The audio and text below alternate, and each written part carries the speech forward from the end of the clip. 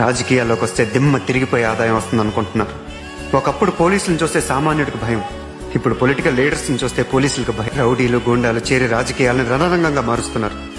సామాన్యులు రాజకీయాల్లో అడుగు పెట్టాలంటే భయపడుతున్నారు. ఇలాంటి పరిస్థితుల్లో ప్రజలకు సేవలు చేయాలనుకునే విద్యార్థులు, మేధావులు, సంఘ సంస్కర్తలు ఏ ధైర్యంతో రాజకీయాల్లో అడుగు పెడతారు? ఈ దేశాన్ని ఎవరు ముందుకు నడిపిస్తారు? తన జీవితం ప్రజాసేవకే అంకితం. బిడ్డలను కూడా కనకుండా కడదాకా ప్రజాసేవకి అంకితమైన ఒక పుచ్చలపల్లి సుందరయ్య కావాలి. కట్టు బట్టలు తప్ప కార్లు మేడలు ఆశించిన ఒక బావిలాల గోపాలకృష్ణయ్య కావాలి. ఈ దేశానికి 2 సార్లు ప్రధానమంత్రిగా పనిచేసిన సొంత ఇల్లు కూడా సంపాదించుకుని గుల్జారీలాల్ నందా కావాలి.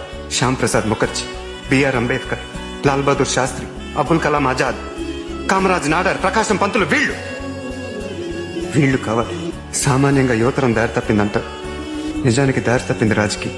దాన్ని యువతరం దారిలోకి తెచ్చుకోవడానికి చేసిన ఈ ప్రయత్నం అది ఎవరన్నారు?